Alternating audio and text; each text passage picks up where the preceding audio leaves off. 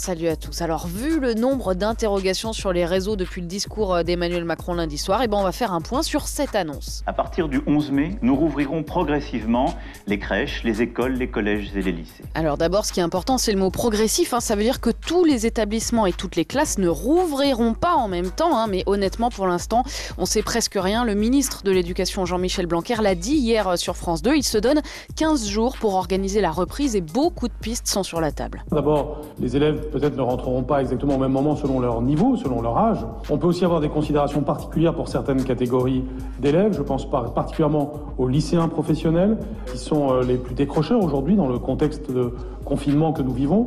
On peut aussi avoir des considérations de nature territoriale. Il y a des régions de France beaucoup moins touchées que d'autres et donc on peut regarder aussi ce qu'il en est. Voilà, on en saura plus dans 2 semaines. Ça veut dire que tout ce que vous pouvez entendre pour l'instant ne relève que de la rumeur. Donc attention, rien n'est encore défini, ni sur le nombre d'élèves par classe, ni sur l'idée des masques pour tout le monde ou sur l'interdiction de se rassembler dans la cour, par exemple. Tout ça est en discussion entre le ministère, les syndicats de professeurs, les chefs d'établissement et les fédérations de parents d'élèves. En revanche, ce qu'on sait, c'est que cette reprise, elle doit servir à lutter contre les inégalités scolaires parce que depuis le début du confinement, beaucoup d'élèves ont complètement décroché, soit parce qu'ils n'ont pas d'ordinateur, soit parce qu'ils en ont un mais qui sont 4 dessus, soit parce qu'ils n'ont tout simplement pas de connexion internet. Bref, c'est pour tout cela que le gouvernement veut rouvrir les écoles pour éviter des décrochages impossibles à rattraper en septembre. Alors ces élèves-là, seront-ils les seuls à revenir en classe le 11 mai? Comment les repérer? Là aussi, les réponses viendront dans les prochains jours. Ce qui est sûr,